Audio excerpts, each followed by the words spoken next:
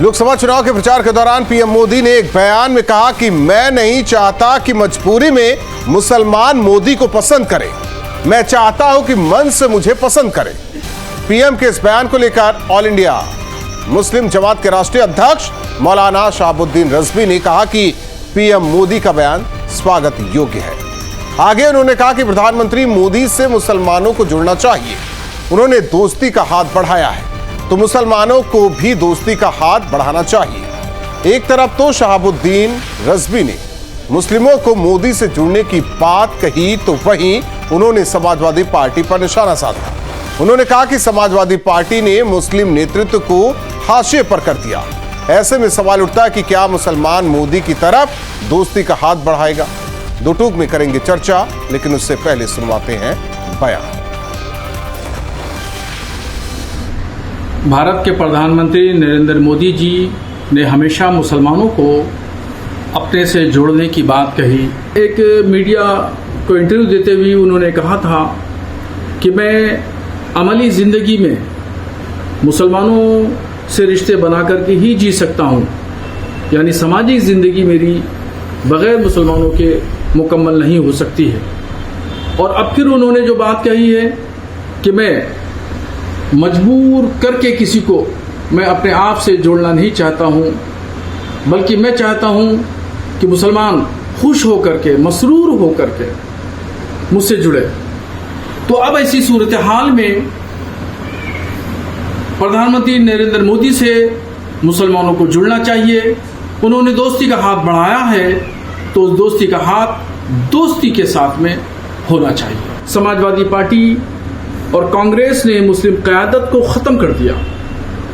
Election चल रहा है, लोकसभा का चुनाव आखिरी मरहले में है। हम देख रहे हैं जगह जगह मुस्लिम रहनुमा, उलमा, मशाइख, दरगाहों के सज्जादा नशीन, जामा मस्जिद के इमाम हजरात और वो लोग और वो मुसलमान जो सियासी मैदान में मुतहर्रिक और फ़आल हैं, एक्टिव हैं, उनको सपा के लीडरों ने और ख़ासतौर पर अखिलेश यादव ने हाशिए पे कर दिया है। देखिए, प्रधानमंत्री जी और भारतीय जनता पार्टी के दो चेहरे हैं। ये जैसा जैसे चुनाव बढ़ता है, जैसे जैसे जो इनकी राजनीतिक जो इनको सुविधा होती है उसके अनुसार ये बयान देते हैं। मुझे लगता है इस प्रकार के प्रधानमंत्री जी के बयान देने का कोई मतलब नहीं है, जबकि वो ये कहते हैं कि वो लोगों को उनके कपड़ों से पहचान लेते हैं, जबकि वो समाज के एक वर्ग को समाज से अलग थलग करना चाहते हैं, जो उनकी नीतियों में हम सब ने देखा है। देश का फ़ायदा आप उठा रहे हैं आदरणीय नरेंद्र मोदी जी। देश को जुमलों में, देश को धर्म में बांटकर, खान पान में बांटकर, मंगलसूत्र और भैंस पर बांटकर, और आप मुगलिया, मुस्लिम लीग, ये सारी बातें करके आप किसको बेइज्जत करना चाहते हैं? क्या देश का आवाम नहीं समझता है? देश का हिंदू जनमानस हो या मुस्लिम जनमानस हो, वो रोज़गार की बात करना चाह रहा है, महंगाई की बात करना चाह रहा है, अग्निवीर की बात करना चाह रहा है, और आप हिंदू मुसलमान, भारत पाकिस्तान, मंगलसूत्र और भैंसों को बांट रहे हैं। देश तय करेगा और 4 तारीख को आपकी विदाई तय है। और ऐसे में न्यूज स्टेट के बड़े सवाल, मुस्लिमों पर मोदी मेहरबान, खत्म होगा विपक्ष का प्लान। मोदी ने बढ़ाया दोस्ती का हाथ, मुस्लिम देगा चुनाव में साथ। समाजवादी पार्टी कांग्रेस का गेम प्लान, वोट बैंक बन रहे मुसलमान। विकास नहीं औरंगजेब जरूरी, मुस्लिमों की धार्मिक मजबूरी। सनातनी बीजेपी के साथ, मुस्लिम वोट बैंक पुरानी बात। इन्हीं सवालों के साथ मेहमानों से चर्चा। हमारे साथ मेहमान जुड़े हैं एसएन सिंह जी, प्रवक्ता बीजेपी, राहुल यादव जी, समाजवादी पार्टी के नेता, अजय वर्मा जी, कांग्रेस के नेता, और शहाबुद्दीन रजवी जो कि मुस्लिम स्कॉलर हैं, खुद वो जुड़ रहे हैं। आप सभी मेहमानों का स्वागत है। शहाबुद्दीन रजवी जी, सवाल इस बात को लेकर है कि विपक्षी दल कहते हैं कि बीजेपी वाले, खुद उनके बड़े नेता हिंदू मुस्लिम करते हैं, वो बांटते हैं, और आप कह रहे हैं कि मोदी जी हाथ बढ़ा रहे हैं दोस्ती का, क्योंकि उनका कहना कि जैसा मैं हूं वैसा आप लोग कबूल कीजिए। सवाल इस बात को लेकर है कि इसे अलग अलग एंगल से देखा जा रहा है, और लगातार बीजेपी को यह कहा जाता है कि वो मुस्लिम विरोधी है।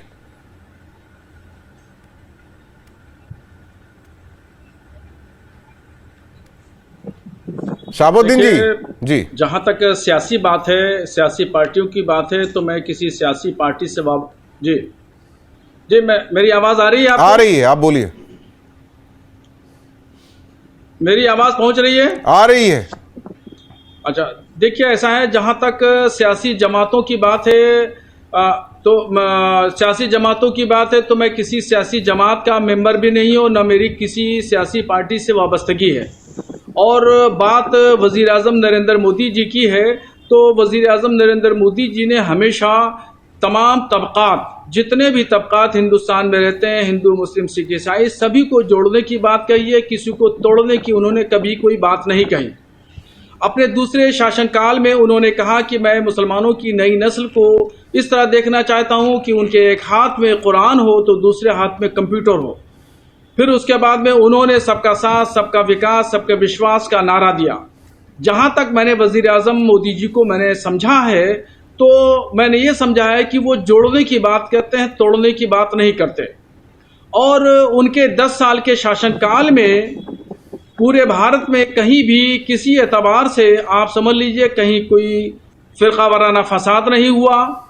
और कांग्रेस और समाजवादी पार्टी के दौर में जो कत्लेआम हुआ, उसकी कोई भी एक मिसाल पूरे 10 साल के शासनकाल में नहीं दी जा सकती और नहीं कोई पेश कर सकता है।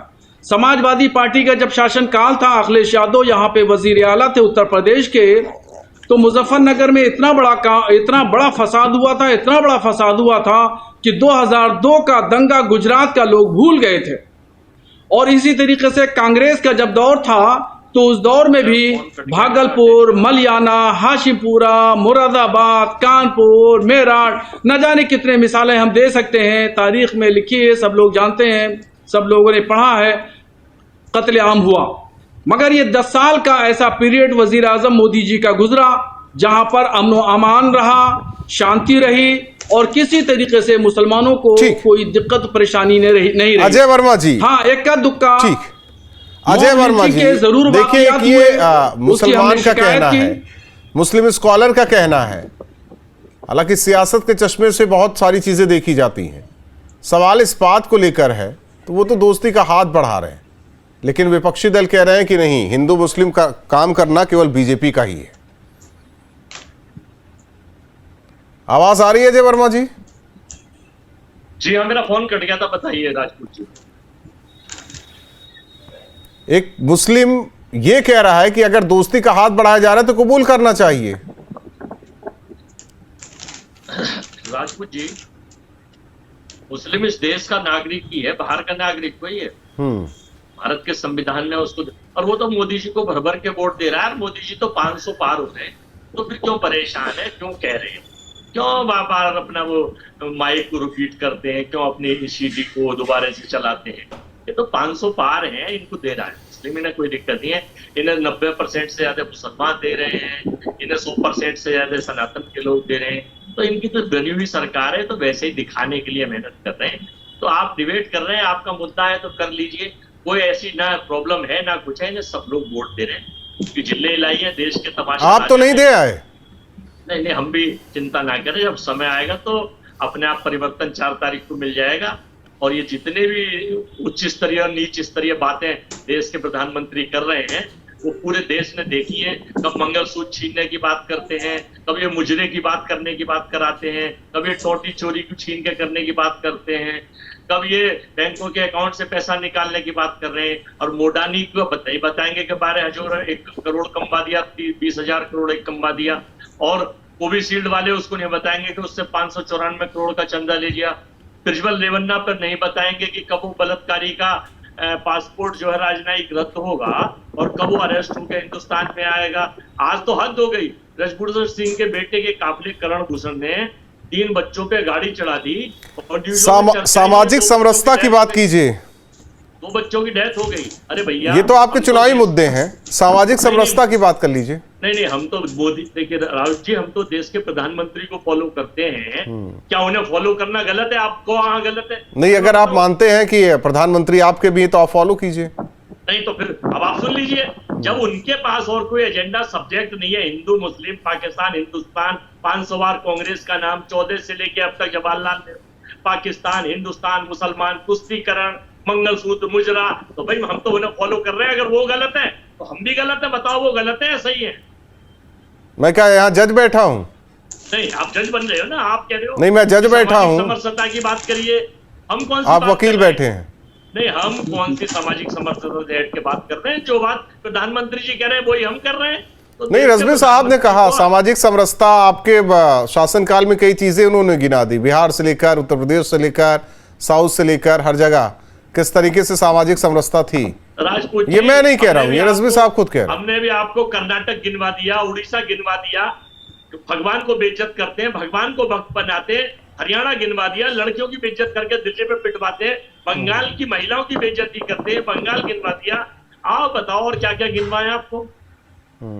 बात तो सही कह रहे हैं राहुल यादव जी, केवल वोट लिया, कल्याण नहीं किया।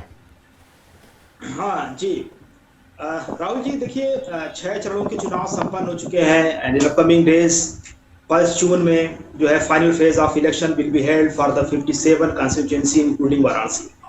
अब इसमें यह है कि मुस्लिमों के कुछ वोट का मामला होगा तो बड़ा सोच समझ के, चूंकि बायोलॉजिकल वो है नहीं, अवतार से उनका जन्म हुआ है, तो उन्होंने इस तरह के बयान दिए होंगे। और रिजवी साहब को तो मैं बहुत पहले से जानता हूँ। रिजवी साहब भारतीय जनता पार्टी के पक्ष में बयान देते रहे। ठीक, सर्टिफिकेट मिल गया रिजवी साहब आपको? नहीं, रिजवी साहब से मैं आज ये आशा कर रहा था कि रिजवी साहब ये बताएंगे कि पिछले 10 सालों में मोदी सरकार ने कितने मुस्लिमों को नौकरी दी। राहुल जी गलत कह रहे हैं। मेरा कोई भारतीय जनता पार्टी का मैंने अभी तक कोई बयान नहीं दिया। मेरी पैदाइश से लेकर के अब तक आप भाजपा के फेवर में कोई एक बयान नहीं दिखा सकते। मैं बिल्कुल एकदम किसी का ना सपा ना भाजपा ना कांग्रेस, मैं किसी का मेंबर भी ठीक है, सुन लीजिए रजवी साहब, किसी पॉलिटिकल पार्टी के सियासी मंचों पर मैं गया हूं। सबको सर्टिफिकेट देते हैं, ये कहना बिल्कुल गलत है। सबको सर्टिफिकेट मिलता है, चर्चा में सबको सर्टिफिकेट। रजवी साहब दिल पर न लीजिए, सर्टिफिकेट देते रहते हैं, हमें भी देंगे अभी थोड़ी देर बाद हो सकता है। देखिए 57 सीटों की चुनाव अभी बाकी है जो 1 जून को होना है, और बहुत सारी ऐसी सीटें हैं जिसमें मुस्लिम निर्णायक मतदाता के रूप में है। तो इसको लेकर के बहुत सोच समझ के ये बयान दिया गया है। और आज विभाजन की राजनीति करने वाली भारतीय जनता पार्टी ये कहती है कि मुसलमानों की तरफ अपने दोस्ती का हाथ बढ़ाती है, तो ये सोचने की बात। और भारतीय जनता पार्टी में इस वक्त बहुत कुछ कंफ्यूजिंग है। अभी मैं इंडियन एक्सप्रेस के एक इंटरव्यू में जेपी नड्डा जी का इंटरव्यू पढ़ रहा था। उन्होंने यहां तक कहा कि भारतीय जनता पार्टी अब कैपेबल है, आरएसएस की आवश्यकता नहीं है, अब सक्षम है। और आरएसएस चीफ खुद इस चुनाव में सक्रिय नहीं है। तो मुझे नहीं लगता, और जितने उनके प्रमुख नेता थे वो किनारे कर दिए गए। और जो जनता की नाराजगी है इसका एहसास भारतीय जनता पार्टी को इन 6 फेज के चुनाव में हो चुका है। तो यह बयान पूरी तरह से मुझे लगता है कि एक अपने आप को प्रासंगिक बनाए रखने के लिए एक बयान है। और बैठक मैं समझ गया, आप जो क्रोनोलॉजी आप जो बता रहे हैं मैं समझ रहा हूँ। जो इतने भी नेता, इंडिया गठबंधन के नेता, समर्थक और कार्यकर्ता बहुत अच्छी लड़ाई लड़ रहे हैं बैटल फील्ड में। और 4 जून को परिणाम बिल्कुल भारतीय जनता पार्टी का जो 400 पार के जो जुमला है उसको लोग हंस रहे हैं। आज 400 पार ओवर कॉन्फिडेंट का दरअसल वो एक नजारा पेश कर रहे हैं। और इंडिया गठबंधन की सरकार 4 जून को बन रही है और भारतीय जनता पार्टी के पास अब कुछ भी पाने के लिए नहीं है। ठीक, 4 जून को दिल्ली में रहेंगे अखिलेश यादव। एसएन सिंह जी, आवाज आ रही है? हालांकि आखिर में टाइम दे रहे हैं आपको, क्योंकि सुनना जरूरी है विपक्ष को सबसे पहले। अब आरोप तो लग चुके हैं आपकी पार्टी पर, आपके नेताओं पर।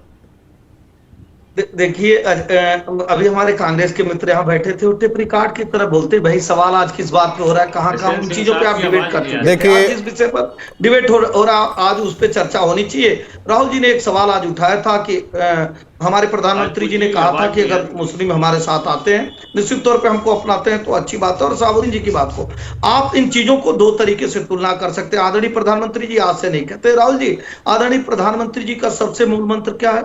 सबका साथ, सबका विकास, सबका विश्वास, सबका प्रयास। और मूल मंत्र सिर्फ कहते नहीं, 4 करोड़ आवास देते हैं, उसमें कोई जाति धर्म नहीं। अगर 13 करोड़ घर जल नल योजना जाती है, कोई जाति धर्म नहीं, किसी को उजाला, किसी को उज्ज्वला, किसानों को सम्मान निधि, और 5 लाख रुपए गरीबों को जो मुफ्त में दिया जाता है दवा के लिए, उसमें धर्म नहीं, जात नहीं, वर्ण नहीं, मत नहीं, मजहब नहीं। और साबुद्दीन जी ने बहुत अच्छी बात कही, समाजवादी पार्टी के मित्र यहाँ बैठे हैं, 10 ऐसे आप गूगल में डालेंगे जिसमें कांग्रेस ने कहा कि समाजवादी पार्टी केवल वो मुसलमानों का हित नहीं करती है, तुष्टिकरण करती है, उनके वोट बैंक को केवल साधती है और कोई कार्य नहीं करती है। और इसी तरह समाजवादी पार्टी ने सैकड़ों आरोप कांग्रेस पे लगाया जो आदरणीय शहाबुद्दीन जी आज कह रहे हैं, तो निश्चित तौर पे ऐसे देश के प्रधानमंत्री लोकतांत्रिक तरीके से प्रधानमंत्री राहुल जी जब सबका विकास करते हैं तो तकलीफ होती है। चौथी और सुंदर बात पे आ जाइए, सच्चर कमेटी की रिपोर्ट आती है 50। अजय वर्मा जी, अजय जी और राहुल जी, अजय और राहुल जी, अब सुन तो लीजिए। आपको जो पूछना था, जो कहना था, जो सवाल पूछना था, सब तो हो गया, इसलिए पहले टाइम दिया। आप मुझे गाली देकर बीच में ना बोलिए। हाँ, सच्चर कमेटी की रिपोर्ट आती है, रंगनाथ मिश्रा कमेटी की रिपोर्ट आती है, सरकार किसकी रहती है? कांग्रेस की। और सच्चर कमेटी की रिपोर्ट में आता है कि मुसलमानों की दीन दशा देश के ओबीसी, देश के पिछड़े, देश के आदिवासी, देश के जो भी सब समाज है उनसे बहुत ज्यादा पिछड़ा है। क्यों? क्योंकि कांग्रेस की सरकार ने कभी काम नहीं किया। जब आदरणीय प्रधानमंत्री जी आते हैं, अजय जी अपना टेप रिकॉर्डर बंद करेंगे क्या आप? विकास के सीडी को पॉज कर लीजिए, थोड़ा बोलने दीजिए। मैं आदरणीय मित्र वर्मा जी से कहूंगा, देखिए ये बेतहाशा दिख रही है। जब सत्ता से आप दूर आते हैं तो गाली होते हैं। आज आदरणीय राहुल जी जो डिबेट कर रहे हैं उस पर आइए। मैं एक जिक्र कर रहा था कि सच्चर कमेटी की रिपोर्ट की। सच्चर कमेटी की रिपोर्ट 50-60 साल शासन काल करने के बाद आती है और उसमें दिखाया जाता है कि मुसलमानों की स्थिति ठीक नहीं। आदरणीय प्रधानमंत्री जी जब प्रधानमंत्री नहीं थे, आदरणीय राहुल जी, तब आप देखे होंगे उस समय दिखाया जाता था कि कभी मोदी जी अगर हो जाएंगे तो उस समय देश में बवाल मच जाएगा, ऐसा कांग्रेस के लोग कहते थे। लेकिन 10 साल के कालखंड में 2014 में और 2019 में न्यूज स्टेट ने दिखाया कि मुसलमानों का बहुत सारा प्यार और आशीर्वाद भारतीय जनता पार्टी के साथ रहा, चाहे वो रामपुर में भी रहा, वो आजमगढ़ में भी रहा, वो सहारनपुर में रहा। नहीं तो भारतीय जनता पार्टी की इतनी बड़ी जीत नहीं हो पाती। इसी नाते आदरणीय प्रधानमंत्री जी ने कहा कि अगर मुस्लिम समाज भारतीय जनता पार्टी से इस नाते न जुड़े कि कोई भय, अगर मैंने अच्छा कार्य किया 10 साल के कालखंड में और लगे कि आप देश के विकास में भागीदार हैं तो हमारे साथ रहिए, हमारा स्वागत है। और आप देखे होंगे मुस्लिम भाइयों ने मोदी भाईजान करके कार्यक्रम चलाया देश भर में।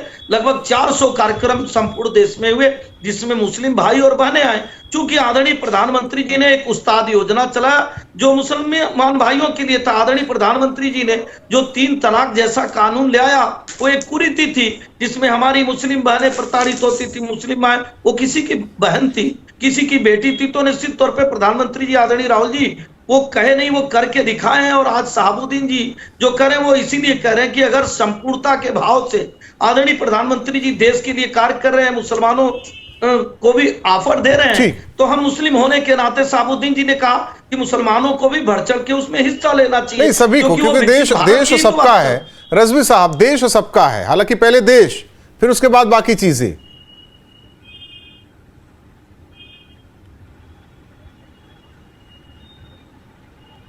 जी देखिए, हुब्बुल वतनी यानी वतन से मोहब्बत करना और राष्ट्रवाद, इसको इस्लाम ने हमें जो है वो सिखाया है और हमें तालीम दी है कि हुजूर सल्लल्लाहु ताला अलैहि वसल्लम की हदीस शरीफ है, निस्फुल ईमान हुब्बुल वतन, यानी ईमान से मोहब्बत करना आधा ईमान के दर्जे के बराबर है।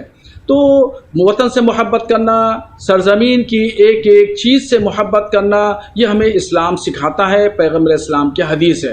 तो उसी पर हम लोग अमल करते हैं। और जो शख्स भी, चाहे नरेंद्र मोदी जी हो या कोई और शख्स हो, अगर वो मुल्क की सलामती के लिए, मुल्क के तहफ़्फ़ुज़ के लिए अगर कोई काम करता है तो उसका हम इस्तक़बाल करते हैं और तहे दिल से उसका हम शुक्रिया अदा करते हैं कि वो मुल्क के लिए काम कर रहा है, देश की तरक्की के लिए काम कर रहा है। यहाँ पर रहने वाले जितने भी तबकात हैं उनकी तरक्की, उनके कारोबार और उनकी तालीम के लिए ध्यान दे रहा है। तो दरअसल किसी भी कम्युनिटी की तरक्की देश की तरक्की है और किसी भी कम्युनिटी अगर जवाल पजीर होती है। हालांकि यही सवाल अजय जी पूछा जाता है कि मुसलमानों का उत्थान क्यों नहीं हो पाया, क्योंकि कांग्रेस का शासन और मुसलमान भी देश के साथ में खड़ा है, ज्यादा रहा हिंदुस्तान में।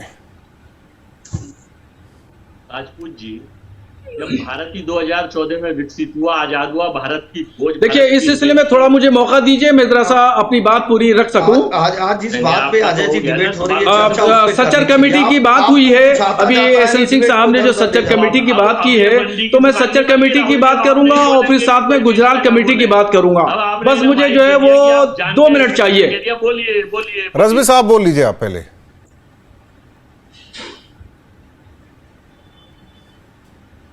देखिए, सच्चर कमेटी जब बनी थी, डॉक्टर मनमोहन सिंह वजीर आजम थे और डॉक्टर जफर महमूद साहब मेरे मित्र हैं, तो वो उसके सेक्रेटरी थे और भी बहुत सारे लोग थे। मैं भी उसका एक हिस्सा रहा हूं और मैंने भी डाटा इकट्ठा किया है कि कहां किन किन इलाकों में मुसलमान गुर्बत की जिंदगी गुजार रहे हैं और तालीमी पसमानदगी है। तो मैंने भी सच्चर कमेटी के साथ काम किया है, इसलिए मुझे बिल्कुल अलिफ से लेकर ये तक ABCD उसकी पता है। तो जब वजीर आजम के सामने सच्चर कमेटी पेश की गई तो उसमें एक लाइन सुन लीजिए, उसमें जो लिखा है वो ये है कि मुसलमानों की तालीमी, इक्तिसादी, माशी, आर्थिक, सामाजिक स्थिति इतनी ज्यादा बुरी है कि वो दलितों से भी ज्यादा गई गुजरी है। तो देखिए, ये ठीक है। रज़वी साहब, देखिए संक्षेप में बता दीजिए कि हम इसके लिए किसको जिम्मेदार ठहराएं? उन्होंने कहा कि हम काम करेंगे। इसके लिए किसको जिम्मेदार ठहराएं? हम समाज को जिम्मेदार ठहराएं, सरकार को जिम्मेदार ठहराएं, किसको ठहराएं? इसके लिए जिम्मेदार जो है वो कांग्रेस। नहीं, खोल के ना बोलिए, सर्टिफिकेट एक और मिल जाएगा उस वक्त की मनमोहन सिंह की सरकार अजय जिम्मेदार वर्मा है कि जी, उसने प्रैक्टिकल तौर पर उसको अमली जामा नहीं पहनाया। अजय वर्मा जी, जवाब दे दीजिए। और मैं गुजराल कमेटी की जरा बात कर लूं, उसकी भी जरा सुन लें। तो बंद हो जरा, गुजराल कमेटी बनी, हम लोग जो है हिंदी गुजराल अगर अपने हक के लिए बोले तो उसका माइक बंद करवा दीजिए। और हमने कहा कि आपके जब आप मुस्लिम मंत्री अपनी थे, बात वजीर थे, तो सर्टिफिकेट दे दीजिए। आप लोग बस वोट देता रहे मुसलमान। अजय जी, नहीं राहुल जी, आज जिस विषय पे आज आप तर्क वितर्क कर रहे हैं, आदरणीय अजय वर्मा जी ने एक शब्द उसके बारे में नहीं बोला। आदरणीय अजय वर्मा जी, कौन किसको वोट दे रहा है, किस सरकार बन रही है, मुस्लिम एजेंडा कहाँ चला रहा हूँ मैं? तो मुसलमानों की बात रख रहा हूँ, राहुल जी मुसलमानों की बात रख रहा हूँ। आपको राहुल जी, आदरणीय अजय वर्मा जी से सिर्फ 5 सवाल पूछिए। जैसे आपको लिख के मिला हुआ है कांग्रेस से कि केवल मुसलमानों का वोट लो और भला मत करना, क्योंकि वो वोट बैंक बने रहेंगे। सातवें चरण राहुल जी, अजय से एक सवाल पूछिए। किससे? एक सवाल पूछिए। अजय जी, सवाल कहाँ सुनते हैं? अजय जी से एक सवाल पूछिए। अजय जी दूसरे विषयों पे चले जाएंगे, किसकी सरकार बन रही है, किसकी नहीं बन रही है, कौन बना रहा है। अजय वर्मा जी, अजय वर्मा जी, अच्छी चीज कोई गिना। रज़वी साहब का सवाल था, मेरा सवाल नहीं है। अच्छा कार्य किया चंदा, मुसलमानों, मेरा सवाल नहीं है। 5 अच्छे कार्यों को गिना दीजिए अजय जी। मुसलमानों के विकास के लिए 5 अच्छे कार्य कांग्रेस की सरकार का गिना दीजिए। आप नहीं करेंगे। भारतीय जनता पार्टी के कार्यों को देख लीजिए। आदरणीय प्रधानमंत्री जी ने शुरू हो गया मदरसे में राहुल यादव जी, उत्तर प्रदेश में आपकी सरकारें रही, सरकारें रही, ये बार बार क्यों आरोप लगता है केवल बस वोट बैंक की राजनीति के लिए ही मुस्लिमों का इस्तेमाल होता रहा है, उनकी तरक्की नहीं हो पाई? जी नहीं, ये जो मुद्दा है जो रिजवी जी बोल रहे हैं, दरअसल ये एक तरफा बातें कर रहे हैं। रंगनाथ मिश्रा और सच्चर कमेटी की जो भी रिपोर्ट है 2006-7 की बात है। मैं इनसे ये पूछना चाहता हूँ कि ये 10 साल की बात बताएं कि 10 साल 2004 मुसलमानों 2004 की रिपोर्ट। आप ये बताइए, रिजवी साहब को मैं रिक्वेस्ट करता हूँ कि आप ये बताइए कि पिछले 10 साल में मुसलमानों के लिए मोदी सरकार ने क्या क्या किया। आप रिजवी साहब ये बताइए। अरे मैं उसको गिनवा रहा हूँ राहुल यादव जी, मैं गिनवा रहा हूँ। आप समाजवादी पार्टी का नहीं बता पाएंगे, आप समाजवादी पार्टी का नहीं बता पाएंगे कि आपने क्या किया। लेकिन आज सबसे ज्यादा इसका किसी को दिया जा रहा है वो भारतीय जनता पार्टी की सरकार। ठीक है, आप चारों मेहमानों का बहुत बहुत धन्यवाद हमारे साथ जुड़ने के लिए। जाहिर तौर पर जिस तरीके से पीएम मोदी ने ये बात कही कि मैं जैसा हूं वैसा ही मुसलमान कबूल करे, हालांकि शहाबुद्दीन रज़वी ने कहा कि जो प्रधानमंत्री ने कहा दोस्ती का हाथ बढ़ाया, सभी मुसलमानों को भी शामिल होना चाहिए उनके साथ, क्योंकि सवाल देश की तरक्की को लेकर है। सवाल इसे लेकर भी है कि विपक्ष जिस तरीके से इस मुद्दे पर मुखर होकर बोल रहा है कि हिंदू मुस्लिम की राजनीति करने वाली बीजेपी चुनाव के आखिरी वक्त में डर गई, इसीलिए मुस्लिमों को अपने पाले में करने की कोशिश कर रही है। आकलन आप लोग जरूर कीजिए कि आखिर मुसलमानों के साथ इस देश में किस सरकार ने क्या किया। 2 टुक